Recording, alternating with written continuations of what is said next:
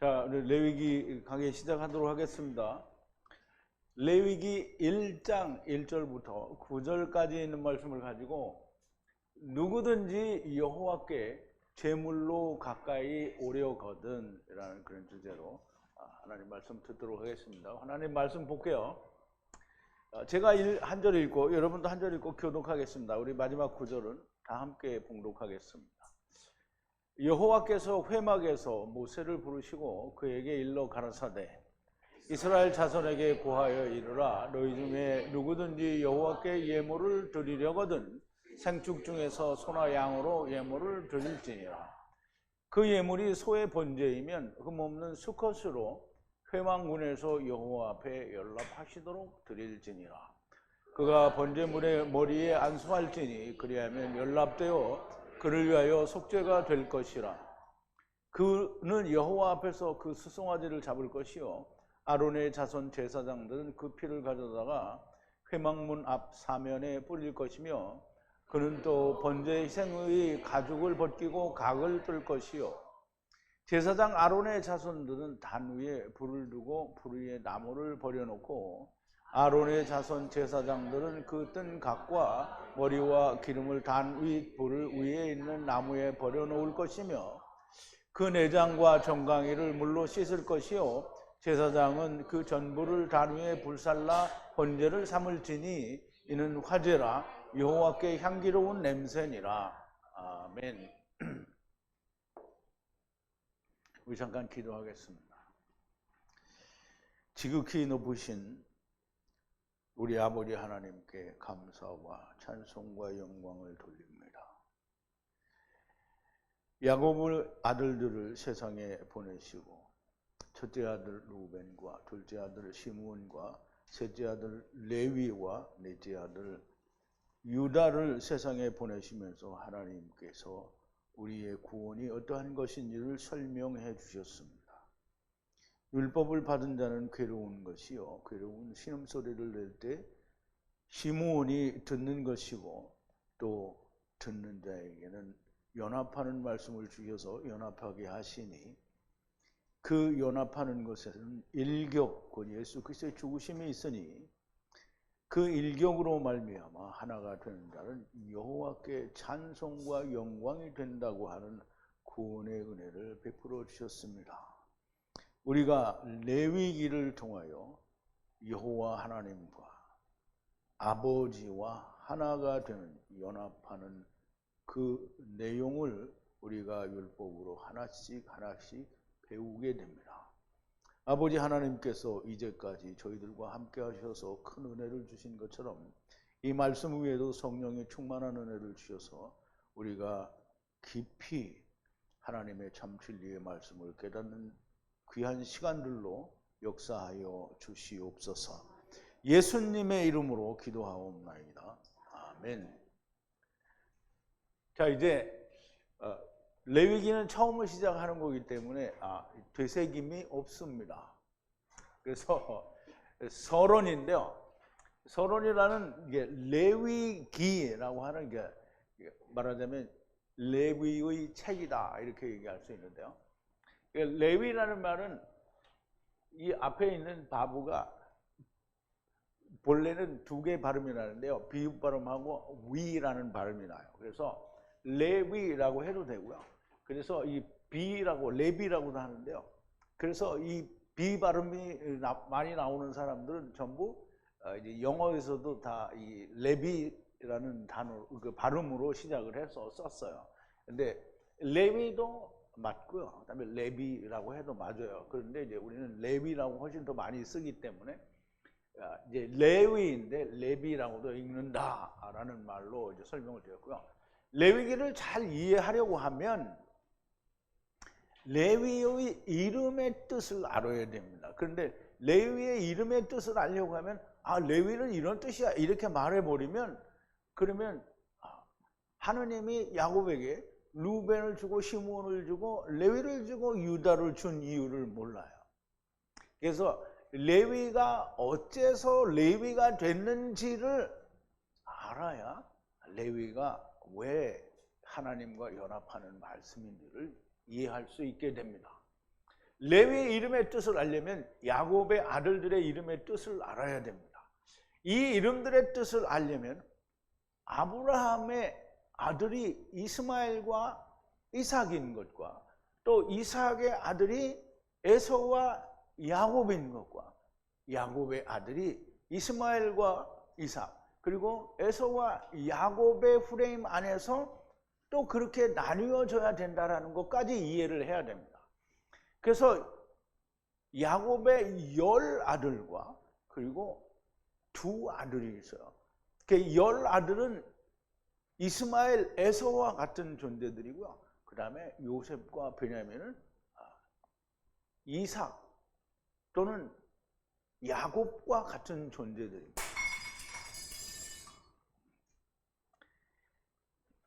그래서 우리가 그런 프레임 안에서 이해를 해야 이 레위라는 이름을 잘 이해를 할 수 있게 됩니다.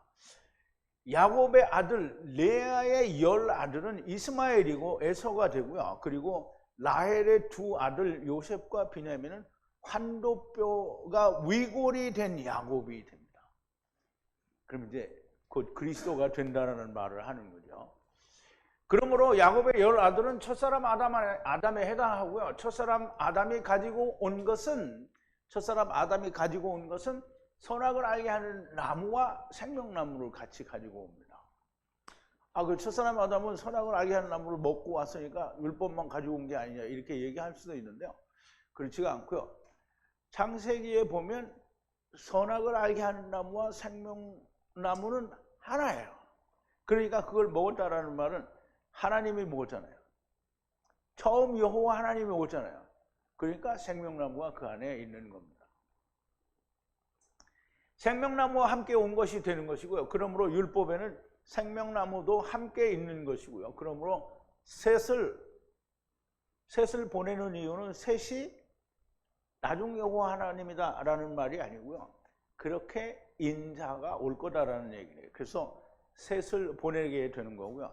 야곱의 아들들은 이러한 프레임 안에서 해석을 해야 되는데요. 레아에게 낳는 아들들은 생명나무가 숨겨져 있는 율법이라는 것을 자세하게 풀어서 세상에 보내시는 겁니다. 그러므로 10아들 안에 생명 유다가 있는 겁니다. 그럼 유다 안에 있는 유다 안에서 오는 실로가 요셉이라는 것을 우리가 이제 창세기를 통해서 이미 다 이야기를 했죠. 그러므로 요셉 안에서 모두가 베냐민이 된다라는 것이 맞는 것이고요. 이스마엘의 수와 이삭의 자손의 수가 같아야 하는 것이고, 에서는 장렬하게 장자의 축복을 이삭에게 팔아야만 했다. 여러분 원고에는 전부 이삭으로 되어 있겠죠. 야곱으로 바꾸세요. 팔아야만 했던 것이고요. 자, 이제 첫사람 아담 안에 들어있는 것이 무엇인지를 알아보자. 그럼 이제 레위의 이름을 알기 위해서 이걸 다 알아야 되는 거예요.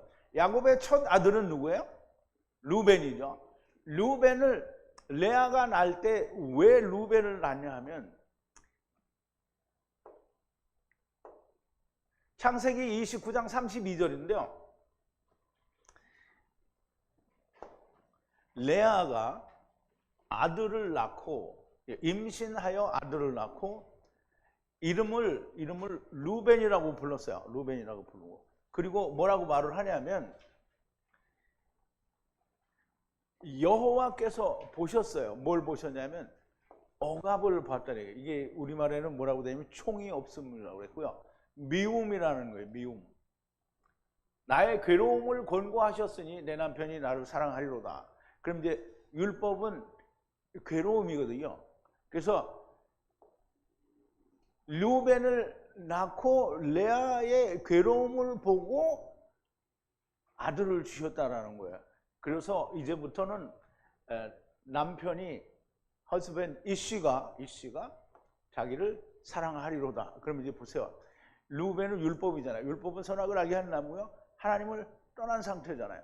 그러니까 루벤은 괴로운 거예요. 그래서 그 괴로움을 알면 누가 온다고요? 이씨 남편이 온다는 거예요. 그럼 이씨가 부모를 떠나서 아내와 연합하여 한 몸을 이루다. 이게 그 말이 여 안에 들어있는 거예요. 여호와께서 나의 괴로움은 이제 하나님의 그 율법 아래에 있는 자들의 괴로움을 들으시는 거예요. 보라 여호와께서 말씀하시기를 나의 백성의 억압 괴로움을 어디에서 애굽에 있는 백성들의 그 괴로움을 들었다는 거예요. 면전에 얼굴에 강압과 강압은 이제 괴롭게 하는 걸 말하죠. 그거를 고통을 보았다는 거예요. 누가? 여호와 하나님이 보았다는 거예요. 그러면 율법 아래에 있는 자들은 그러면 하나님이 애굽에 보내신 이유가 그거예요. 너희는 나를 떠난 거를 알으라고 보낸 거예요. 그래서 고통과 괴로움을 느끼게 하신 거예요. 그게 루벤이고요. 그게 율법이에요. 루벤은 율법을 의미하고요. 그러므로 율법은 괴로움의 소리를 내야 하는 것이고요. 자기가 살아나면 안 된다는 거예요. 둘째 아들은 시므온인데요. 시므온은 첫째 아들을 낳아서 이제 율법이 괴로워요. 그러면 그 괴로운 신음소리를 내야 되는 거잖아요. 그래서 율법은 신음소리를 내야 되는 건데요. 레아가 또 계속하여 아들을 낳고 계속하여 임신하고 아들을 낳고 말하기를 여호와께서 들으셨다는 거예요. 미움을 들으셨다는 거예요. 이거를 우리말로 뭐라 그러냐면 총이 없음이라고 그랬어요.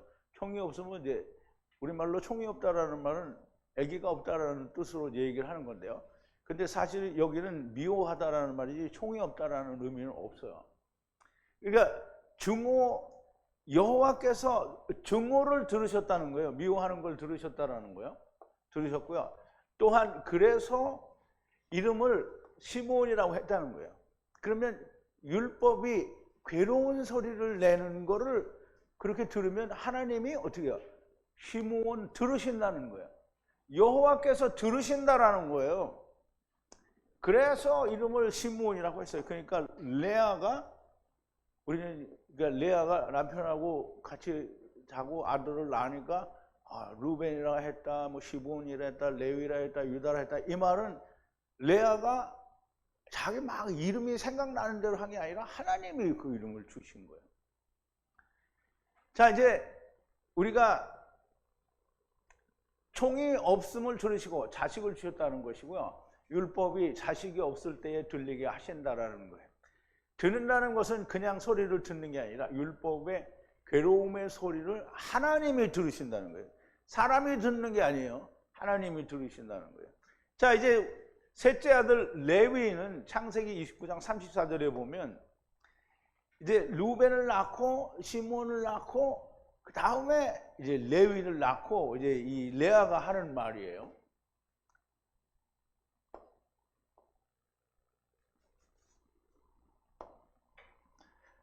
계속 임신하고 아들을 낳고 말하기를 이제 일격이 뭐죠? 이제 십자가에서 죽으시는 게 일격이에요. 일격으로 이 씨와 남자와 결합을 하게 될 거다, 연합하게 될 거다라는 거예요.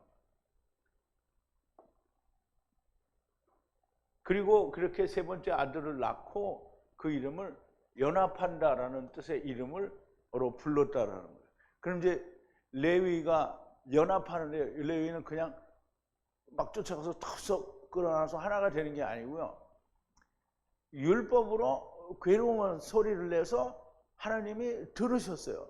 그러니까 들으시니까 그럼 오니라 이렇게 안 했어요.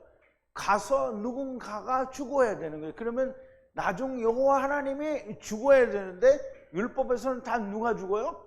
짐승이 죽어요. 그럼 짐승이 누구를 예표한다는 거예요?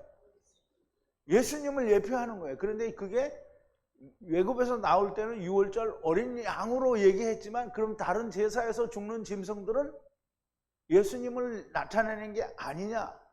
그것도 맞죠. 다 맞아요.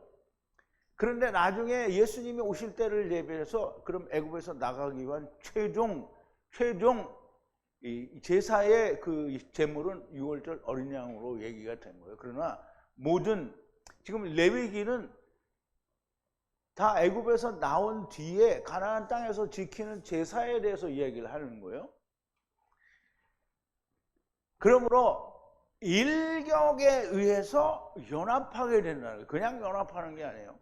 죽어야 연합이 되는 겁니다.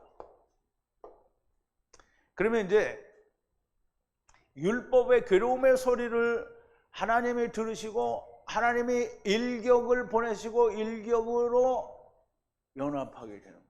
근데 하나님이 일격으로 죽으셨는데도 이 인간들이 연합을 안 하죠. 왜 안 할까요? 왜 안 할까요? 네? 아니 크게 말하면 내가 가는 기가 먹었나 봐.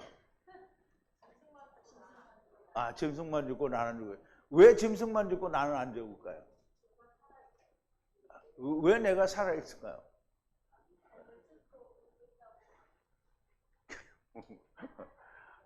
그 베드로가 그래서 귀를 잘랐잖아요. 이게 귀에 할례를 못 받고 마음에도 할례를 못 받았어요. 그러니까 안 들리는 거예요. 연합이 안 돼. 그래서 이제 보세요. 레위 일격으로 말미암아 연합을 하게 되면 유다잖아요. 유다는 뭐예요? 여호와께 찬양이라는 뜻이잖아요. 보세요.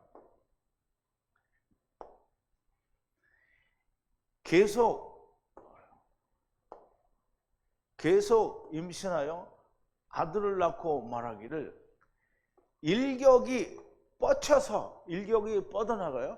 어디로 뻗어나가요? 여호와께 뻗어나가서. 그래서 이름을 유다라고 하는 거예요. 그리고는 생산이 멈췄다는 거예요.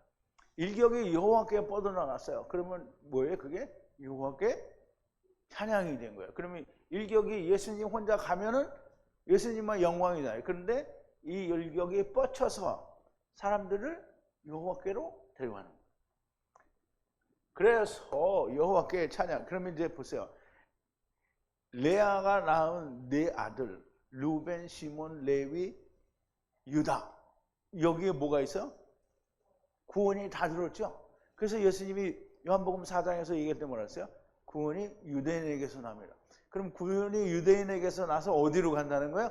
이방으로 간다는 거잖아요. 자, 레위기라는 책에 기록된 것은 율법의 괴로움의 신음을 들은 자들을 일격으로 남편 하나님과 연합하게 하는 것을 기록한 책이며 그 일격으로 연합하게 되면 여호와 하나님께 영광이 된다는 것을 기록한 책입니다. 이방인들은 이 일격으로 은혜를 받게 될 것이라는 말씀이 됩니다. 자, 이제 서론은 마치고요. 1절입니다. 여호와께서 모에드라는 말인데 정한, 그러니까 모에드는 하나님이 정한 때를 말해요. 모에드 장막 안에서 모세를 부르셔서 말씀하여 가라사대 그랬어요. 이 모세를 부르셨어요. 안으로 부르셨어요. 여호와께서 말씀하시려고 장막 안에서, 어떤 장막? 정한 때의 장막 안에서 말씀하시려고 모세를 부르셨다는 거예요. 그럼 하나님이 어디에 계셔요? 성소에서는 하나님이 어디에 계셔요? 지성소 안에 계시죠. 그럼 지성소 안에서 모세를 부르셨어요. 그러니까 정한 때라는 말은 하나님이 정하신 때는 3번 있어요. 그게 뭐죠? 세절기예요. 세절기. 세 때 동안에 모이는 게 이 장막이라는 말이에요. 그런데 꼭 그때만 모이지 않고 또 이 이스라엘 회중을 위한 회개를 할 때 제사를, 그래서 제사 때마다 또 모이기는 모여요. 그런데 중요한 것은 하나님의 정하신 때에 모이는 장막이란 말이에요. 그 안에서 여호와께서 모세를 향하여 부르셨어요. 말씀하시려고 부르셨다는 말이에요. 그럼 이제 하느님이 성막 안에서 모세를 불러서 말씀을 하시려는 거예요. 근데 뭐를 말씀하시려고 하는 거냐면 성막 안에 누가 올 수가 없잖아요. 성막 안에서 하느님을 만나러 누가 들어가요? 제사장이 들어가요. 다른 사람은 왜 못 들어가요? 죄가 있으니까 못 들어간다는 거예요. 그런데 정한 때의 장막 안에서 모세를 부르셔서 율법 안에서 부르셔서 말씀을 하시는데요. 자, 이스라엘 자손들에게 말하라. 아담 안에서 말하라.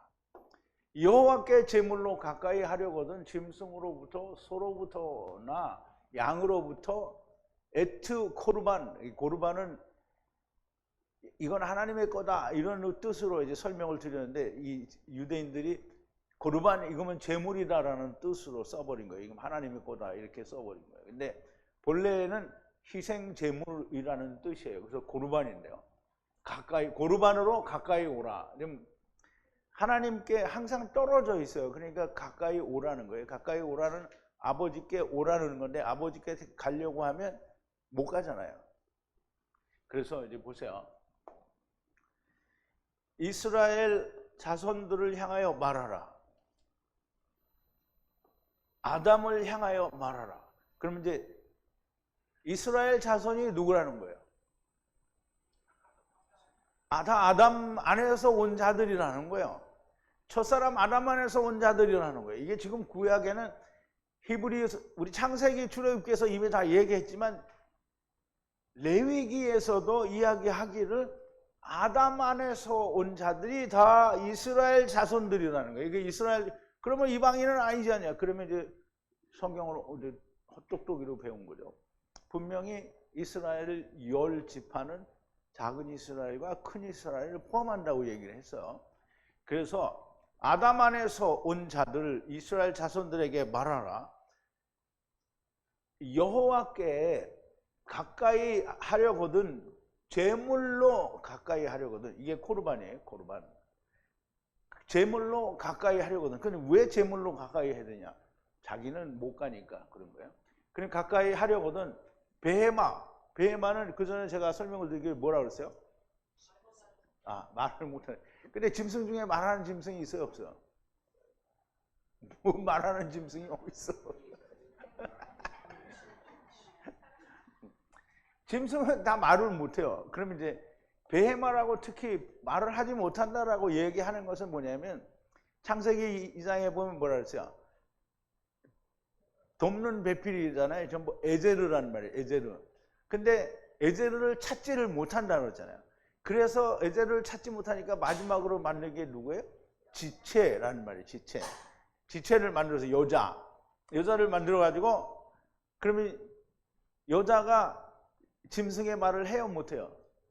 못해요. 그러니까 여자가 아들이 되면 자동으로 짐승도 아들이 되는 거예요. 그래서 베헤마라고 하는 거예요. 말을 못하니까. 그래서 이 베헤마라는 말을, 짐승들은 말을 못하니까 사람에게 달려있다라는 뜻이 거기에 있는 거예요. 그러면 베헤마들로부터, 여기 붙어죠. 글로부터 이 소떼나, 이제 우리 가축이라 그러는데 이게 바카르죠. 소떼나 아니면 양떼, 째온 양떼로부터 두 번 나오는데요. 소떼로부터 한 번이고요. 그 다음에 그걸 제물로 해서 하나님께 가까이 오라는 거예요. 에트는 항상 아버지가 400세겔을 내는 거라고 말씀을 드렸죠. 근데 바보가 앞에 있냐 뒤에 있느냐는 그때 상황에 따라서 적절하게 해석을 하면 됩니다. 그러면 이제 지금 여호와 하나님께서 모세에게 장막 안에서 말씀하시기를, 백성들 중에, 즉 아담 안에서 온 이스라엘 백성들 중에서 첫사람 아담 안에서 온 모든 사람들 가운데에서 하나님께 가까이 오려거든요. 하나님께 가까이 오려고 하는 이유는 뭐예요? 내가 하나님을 떠난 걸 아는 사람이 가까이 오려고 하는 거잖아요. 그런데 그냥은 자기가 떠났는지 안 떠났는지 몰라. 그러면 언제 알게 되냐? 죄를 범할 때. 그러면 죄를 범했으니까 하나님께 가야 된다 라는 이 얘기를 그렇게 얘기했어요. 본질적으로는 다 떠났으니까 무조건 와야 되죠. 그런데 죄를 깨닫게 될 때마다, 아직은 이제 그런 말은 없는데 앞으로도 나오게 됩니다. 고르반으로 가까이 오라. 이스라엘 자손들에게 말하는데 아담 안에서 말을 하라는 것이고요. 첫사람 아담 안에서 아버지를 떠난 안에서 여호와께 제물로 가까이 하려거든 베헤마, 이제 침묵하다에서 유래가 되었으며 말을 못하는 짐승이라는 뜻인데요. 말을 하는 짐승은 없습니다. 이 말씀은 말을 할 수 없는 에제르라는 뜻으로 네가 가까이 하게 되므로 그들도 가까이 가게 된다라는 뜻을 담고 있는 거예요. 아담 안에서 하나님을 떠난 자들이 여호와께 가까이 가려는 것은 이유가 있어요. 떠난 것을 깨닫는 때를 말씀하는 건데요. 그런데 떠난 것을 깨닫는 때는 죄를 범하면 내가 하나님을 떠났다 이걸 알아야 되는데, 그러면 죄를 범했을 때만 알고 다른 때는 몰라도 되냐? 이 인간들이 무지하기 때문에 죄를 범한 때에 얘가 하나님을 떠났다라고 하는 걸 깨닫는 거고, 그래서 율법은 그냥 누구든지 죄를 깨닫는 자는 이렇게 얘기를 하는 거예요.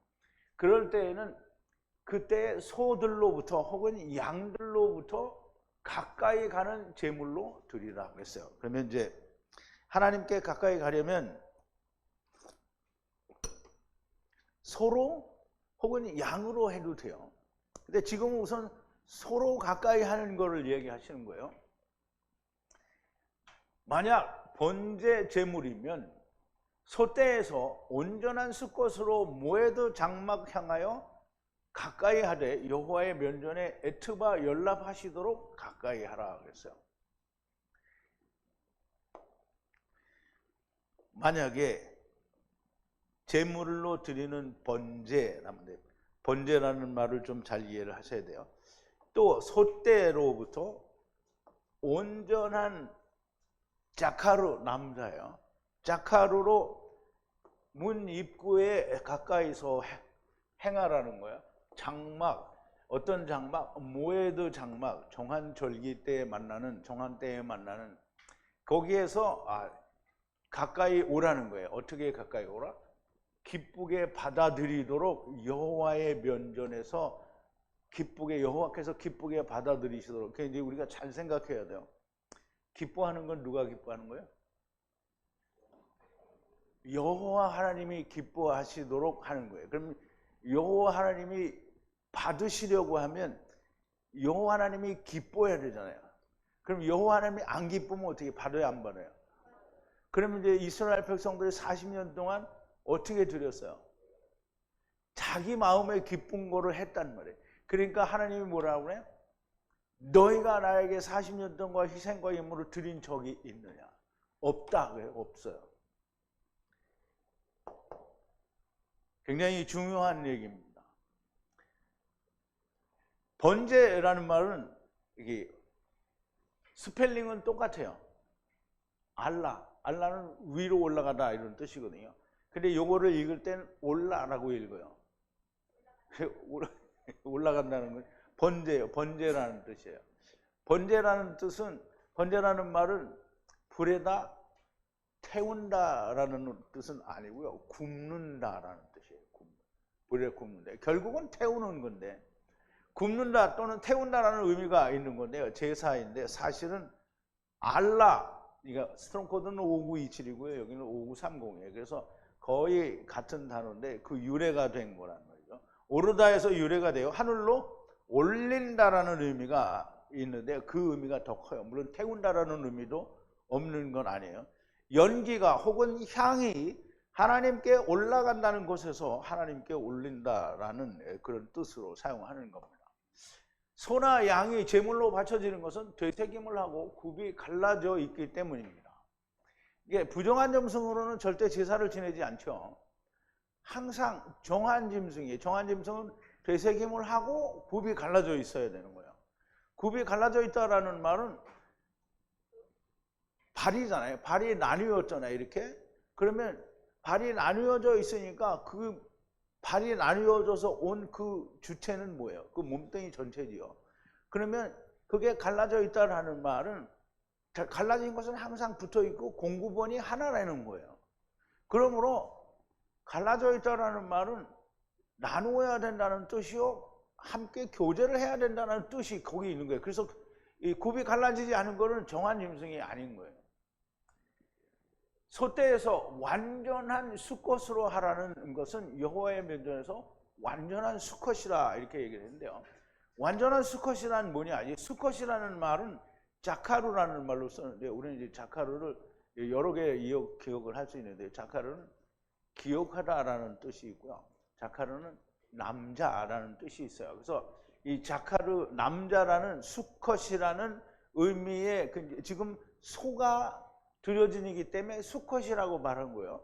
자카르라는 말은 아담이라는 말과 같은 말입니다.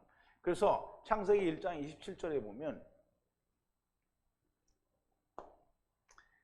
하나님이 아담을 어떻게 했어요? 봐라, 창조하셨어요. 형상과 형상을 따라서 창조했는데요. 하느님이 창조하셨어요. 어떻게?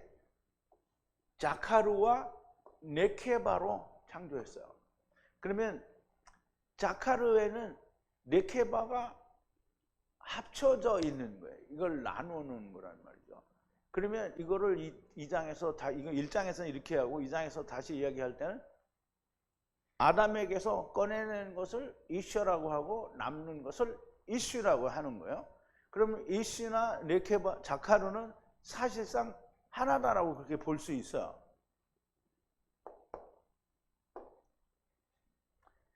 수컷이란 소나 양은 짐승이기 때문인데 완전하다라는 의미로 말을 할 때에는 아담이라는 의미를 가지게 됩니다. 그럼 아담이라는 말은 데리고 왔다라는 얘기예요. 데리고 왔다라는 건 누굴 데려왔어요? 자카르를 데리고, 아니 네케바 자카르가 자카르를 왜 데려와? 그러면 이제 아담이라는 의미를 가진다고 볼 수 있고, 그러므로 여호와의 면전에서 완전하다는 것은 여호와의 이름의 의미를 가지는 겁니다. 그럼 여호와의 이름이 완전하다라는 말은 뭐예요? 하야, 아세르, 하야라는 거예요. 그래서 데리고 오셨다라는 의미를 가지고 있다라는 거예요. 그래서 하야, 아세르, 하야의 의미를 가진 수컷을 완전한 것이라고 하는 거예요. 그러면 아담은 누구를 가지고 왔어요? 지체 여자를 가지고 왔잖아요. 여자만 가지고 왔어요? 다른 지체들도 다 가져왔어요. 에제르들을 다 가져온 거예요. 그러면 여기 자카르는 누구를 가져왔어요? 네케바를 가지고 온 거예요. 그러므로 완전하다는 뜻은 하야, 아세르, 하야의 뜻이 있고 그 이름의 뜻은 율법과 복음이고 처음과 나중이며 두 증거라고 할 수 있어요. 그래서 완전하다라는 말은 하나님께서 아브라함에게 나타나셔서 나는 전능한 하나님이다. 너는 나 앞에서 어떻게 하라? 완전하라. 완전하라. 완전하다라는 말은 하야, 아세르, 하야. 즉 여호와 하나님의 완전을 말하는 거예요. 그러니까 완전하다라는 말은 뭐라고 했죠? 하야, 아세르, 하야. 그러니까 아브라함이 누구를 낳아요? 이스마엘과 이삭을 낳잖아요. 그러면 첫사람 아담과 마지막 아담을 낳는다는 거잖아요. 이게 완전한 거예요. 이게 무슨 완전하다는 게 무슨 말인지 알았어요? 그러면 하야, 아세르, 하야. 즉 아버지와 아들과 내가 성령으로 하나가 되었다. 이게 뭐예요? 완전한 하나다라는 거예요. 그러면 이제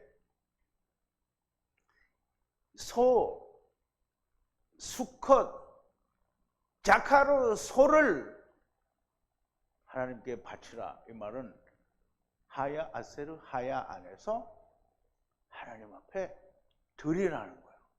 그러면 소가 죽을 때 소가 죽어요? 누가 죽어요? 소가 죽을 때 누가 죽어요?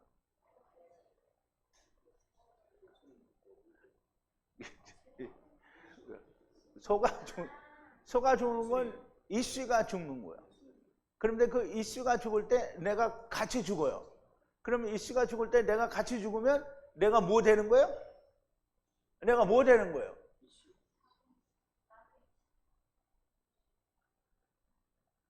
네케바 되는 거잖아요. 그러니까 네케바 되는 거예요. 아내가 되는 거라고요. 내가 예수님과 함께 죽으면 내가 아내가 되는 거지요. 무슨 이상한 생각을 하고 있어요. 내가 이씨와 함께 죽으면 아내가 되지 내가 이씨가 되는 거야? 내가 다시 누구를 데리고 올 때는 이씨가 되는 거예요. 그런데 내가 죽는 그 순간 나는 뭐가 돼요? 네케바가 되는 거예요. 네케바. 그게 데리고 오는 거예요. 데리고. 이제 이해됐어요? 아우 어려워.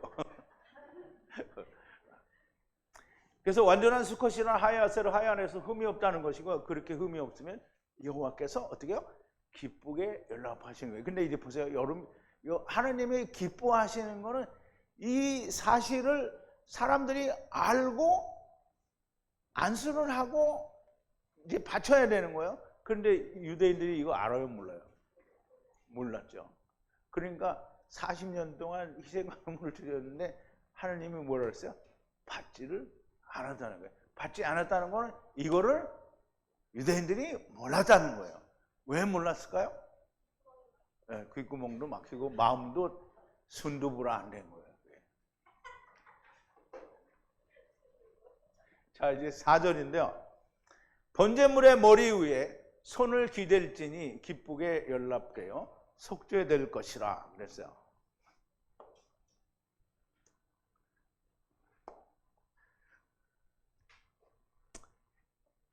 머리 위에, 번제물의 머리 위에 그의 손, 이게 그는 없어요. 그냥 손이에요.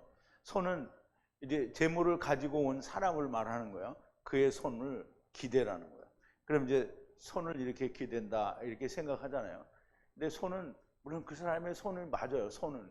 근데 손이라는 말이 단순히 손이라는 뜻이 아니고 그의 모든 것을 기대는 거예요. 그러면 하나님의 손 그러면 뭐예요? 하나님이 손이 있어요, 없어요? 그러니까 성경에서는 물리적으로 사람을 말할 때 손, 어떤 한 사람의 손을 말할 수도 있는데 그 사람의 전부를 줄 때는 그 사람의 전부라는 뜻으로 손을 대는 거예요. 그러면 이 사람이 자기를 거기다 댄 거예요. 기댄 거예요. 그러면 이 소가 죽을 때 자기도 죽어요. 죽어야 뭐가 된다고요? 아내가 되는 거예요. 그러면 이제 손을 기대고 그러면 기대고 기뻐하시는 속죄, 덮는 일이 일어나고 그러면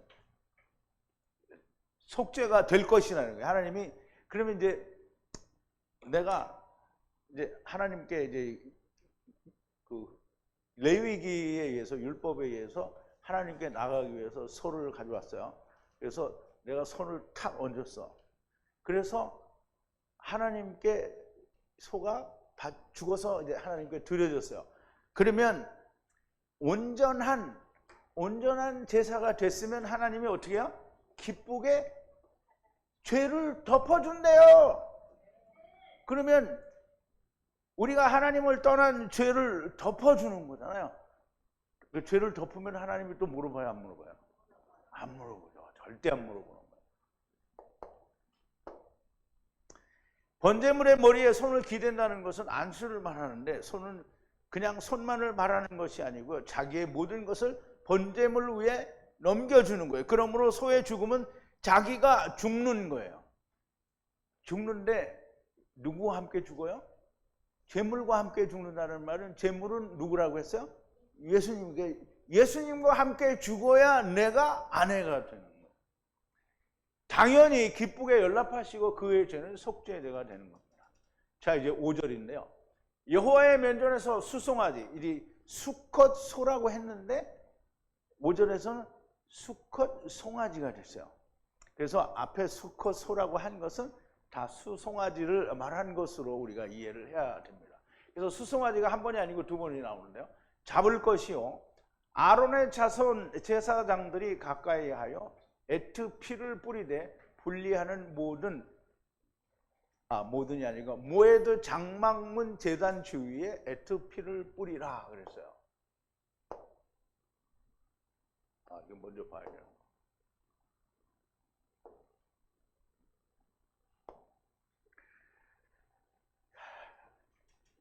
여호와의 면전에서 소떼죠.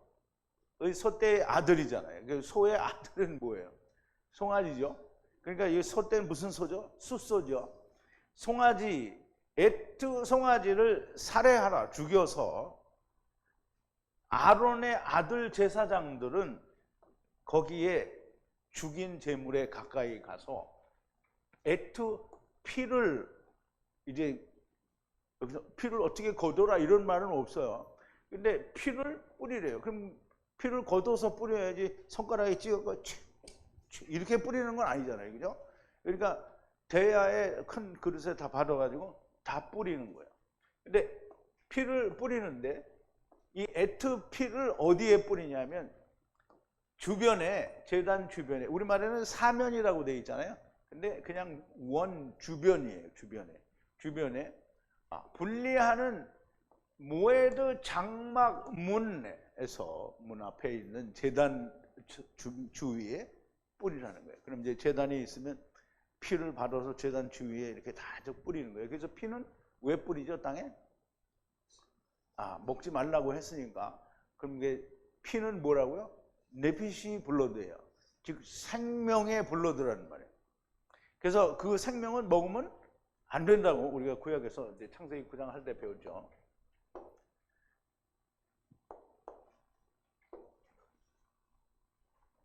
수컷수라고 하는 말은 숫송아지를 말하는 것으로 보이고, 제사장은 아론의 아들들과 그 후손들이 하는 것이므로 아론의 아들 후손들 제사장을 말해요. 그러니까 이제 물론 지금은 아론의 아들들이 할지 모르지만 그 뒤에는 다 아론의 후손들이 하게 돼 있거든요. 그래서 항상 제사장은 전부 아론의 후손들이 하는 거예요. 그러면 아론의 후손들이라는 건 레위 지파라는 의미도 가지고 있는데요. 그 중에 아론의 이제 자손들이 아론의 반차를 쫓은 제사장들이 되는 거죠. 아론의 자손 제사장들이 피를 취하여 모에드 장막문 앞의 제단 주변에 뿌리라는 것이고, 피는 본래 뿌리게 붙게 되어 있죠. 신명기 12장 16절에 보면 피에 대해서 이제 설명을 하는데요. 물론 레위기가 기록되기 전에 이제 신명기에서 이미 얘기를 하는 거예요. 오직 피는 먹지 말라는 거예요. 그리고 땅 위에 물처럼 쏟아 부으라 이 말이에요. 피는 먹지 말고 마시지 말고 땅 위에 물처럼 쏟아 부으라는 거예요. 왜냐하면 물은 땅에 부으면 어떻게 해요? 스며들죠. 그럼 땅이 뭐 어떻게 해요? 그 피를 받아요. 그리고 또 창세기 9장에 보면 아크라고 그랬는데요. 참으로라는 뜻이에요. 바사르를 육체를 네핏이 피와 먹지 말라는 거예요. 살은 먹어요. 그런데 네핏이 피와 함께 먹지 말라는 거예요. 네핏이라는 말은 다른 말로 하면 루아흐예요. 영인 피라는 말인데요. 그러면 피가 피가 몸에서 다 빠져나면 어떻게 돼요? 죽죠? 그러면 피는 사실 영이 육체 속에 들어가서 생명의 역할을 한다는 걸 보여주는 거예요. 그래서 사람이 죽으면 영이 나가요. 그냥 피는 버려야 돼요, 땅에. 그래서 땅이 예수님이 이제 가인과 아벨의 얘기를 통해서 주님이 뭐라 그랬어요? 땅이 입을 벌려 내 동생의 피를 어떻게 받았은즉 그랬단 말이에요. 그럼 이제 피는 땅이 받는 거예요. 수컷을 땅에 붙게 되어 있으므로 제단 주변의 땅에 붙는 거다라고 우리가 이해를 하면 되겠습니다. 자, 6절인데요.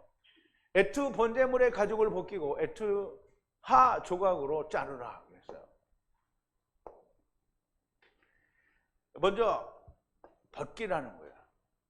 번제물을 벗기라는 거예요. 에투 번제물을, 즉 아버지가 죽으시는 400세겔을 내시는 번제예요. 그럼 아버지가 죽는다라는 말은 곧 예수님이 죽는다라는 그런 의미를 함께 가지고 있어요. 그래서 그 번제물의 가죽을 벗기라는 거예요. 이 단어 자체에 가죽을 벗기다라는 뜻이 들어있어요. 그리고 에트하 조각으로 자르라는 거예요. 가죽은 자르고 살은 다 조각으로 자르라는 거예요. 그래서 여기서 조각이라고 자르라는 말은 어떤 자매님이 부스레기하고 비슷하지 않냐라고 했는데, 여기서 조각은 부스레기가 아니고요. 빵조각이라는 말은 예수님께서 그 수로보니게 여인에게 이야기할 때 예수님 자신이 빵의 주인이잖아요. 빵의 생명이 예수님이란 말이에요. 그럼 예수님의 부스러기가 이거 아니거든요. 예수님의 부스러기는 복음의 부스러기가 이방인에게 간다라는 뜻이므로 같은 의미라고 볼 수 없고요. 이 조각은 자르는데 우리가 이해를 해요. 송아지가 얼마나 커요? 송아지가 나보다 작아요? 그러니 송아지도 죽이면 제단에 다 안 들어가요. 그 통째로 올려놓으면 어떻게 해요? 잘 타요? 안 타요? 그러니까 자르는 거예요, 조각으로. 그래서 뭐 몇 조각으로 잘라라 이런 거 없고요.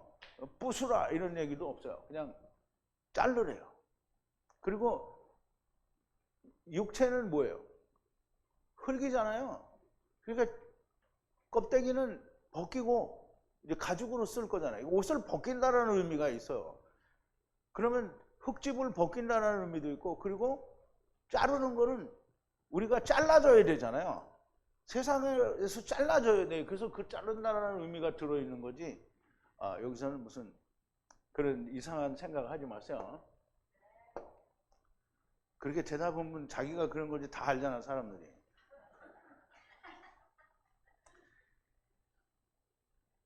자, 가죽은 벗기고 소의 가죽은 다른 데에 사용할 것으로 보이기는 하지만 겉옷을 벗긴다라는 의미가 들어있는 거고요. 그리고 송아지라고 하더라도 제단 위에 올리기에는 컷으로 조각을 내는 것이고요. 또 동시에 흙집은 잘라버려야 된다는 뜻도 있다라고 우리가 보여집니다. 자, 7절인데요. 아론의 자손 제사장들은 제단 위에 불을 주고 불 위에 나무를 배열하라 그랬어요. 나무를 배열하라.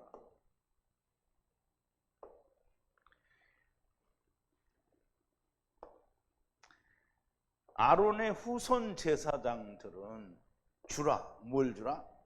제단 위에 불을 주라는 거예요. 불은 애쉬예요. 애쉬는 뭘 성령을 말한다고 그랬죠. 애쉬는 하나님의 불이에요. 불을 위에 주라. 그리고 그 불 위에 나무를 배열하라 그랬어요. 나무를 배열하라. 그러면 이제 우리가 제단이라는 걸 좀 그냥 말로만 제단 그건 뭔지 모르잖아요. 제단을 우리 전에 봤던 대로 이 밑에 큰 사람이 올라가고 내려올 수 있는 비탈진 큰 이렇게 말하자면 뚝같이 이런 걸 만들어요. 그리고 그 밑에는 하나가 비어서 이 제단이 올라가고 밑에는 비게 만들어요. 그리고 또 이 뒤에도 또 하나를 말해요. 그래서 올라가서 여기다 떼우는 거예요. 그래서 우리 불 펴보면 알지만 밑에 꽉 막혀 있으면 불이 잘 타요, 안 타요? 옆이든지 어디가 열려 있어야 돼요. 그래서 밑을 열어놓으면 어떻게 해요? 더 잘 타겠죠? 그래서 그 그림은 제가 안 보이는데 이거를 그 사이에다 이렇게 올려놔요. 그리고 이 위에다가 짐승의 조각을 놓고 이제 그러니까 말하자면 불을 놓고 나무를 놓고 그 위에 짐승 쪼가리를 놓고 불로 태우는 거예요. 근데 이 안에 있는 그물같이 생긴 게 이 밖에 지금 나온 거예요. 이거는 어디 이거 덮는 거예요? 이렇게 말하면 안 돼요. 이 안에 있는 게 이제 나온 거예요, 지금. 그래서 이 노제단의 노제단 출애굽기 27장 1절부터 8절 그리고 38장 1절부터 17절까지 이 설명이 나오는데 제단은 음반용 막대기 이게 이제 바드죠. 바드를 그 길이가 5규빗이에요. 5규빗. 이제 은혜를 말하죠. 그리고 높이는 3규빗이라고 했어요. 3규빗은 하나님과 하나가 되는 걸 말해요. 그래서 여기서 다 태워지면 은혜로 하나님과 하나가 된다는 의미를 가지고 있다라고 설명을 드렸었죠. 자, 제단은 말씀 곧 예수 그리스도를 의미하는데 그 위에 불을 주면 뭐예요? 성령을 주는 거예요. 애쉬를 주는 거니까. 율법, 선악을 알게 하는 나무를 배열하라. 나무를 배열한다는 게 나무는 이미 생명나무는 예수님이잖아요. 그런데 거기 나무를 태우는 건 뭐예요? 율법을 태우는 거죠. 율법을 태우면 뭐가 돼요? 뭐가 돼요? 율법을 태우면 뭐가 돼요? 율법에 성령이 가해지면 뭐가 돼요? 네?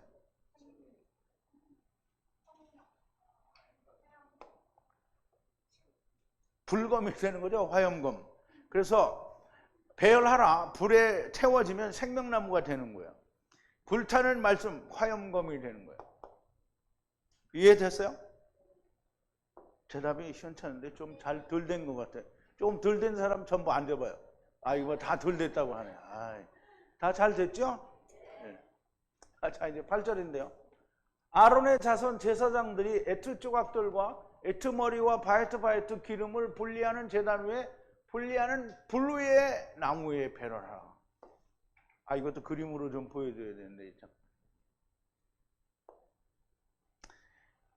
아론의 자손 제사장들은 배열하라. 에트 조각과 이제 쪼개진 흙들을 말하는 거예요. 그리고 에트 머리와 바에트 기름이에요. 이 기름은 헤레브 즉 그러니까 그것도 다르고, 그리고 또 이제 쉐멘도 아니에요. 그리고 나무 위에 분리하는 제단 위에 분리하는 불 위에 이것들을 어떻게 해요? 배열하라는 거예요. 그러면 제단도 분리하는 제단이고요, 불도 분리하는 불이에요. 그러면 그 위에 뭘 넣는다고요? 머리와 육체를 자르는 것과 그리고 필요 없는 태워져야 될 기름을 거기다가 배열하라는 거예요. 그럼 배열하면 어떻게 해야 돼요? 불을 싸질러야 되겠죠. 성령님이 활활 타야 된다 이 말이에요.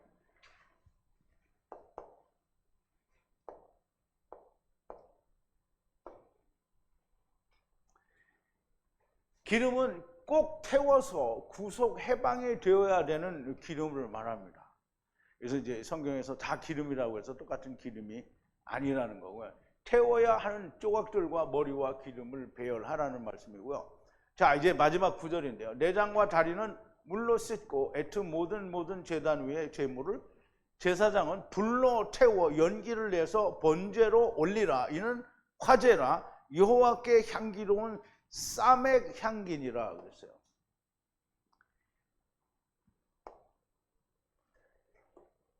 가운데라고 했는데 이거는 이제 레보는 내장을 말해요. 내장과. 그리고 다리는 씻으래요. 라하츠죠. 씻어요. 물로 씻으라는 거예요. 그리고 에트 모든 제단 위에 번제물은 제사장이 불로 태워서 연기를 내라. 불로 태워서. 그러니까 이제 거기 올려놓은 것을 불로 태워서 연기를 내요. 불로 태우는 건 이제 나무를 태우는 거죠. 그래서 연기가 나게 하라는 거예요. 그래서 그렇게 연기가 나게 하면 그게 화제라는 거예요. 화제. 여기는 똑같이 번제라고 썼잖아요. 이것도 번제인데. 근데 여기는 5930이고요. 여기는 801이에요. 그러면 번제라는 이 말은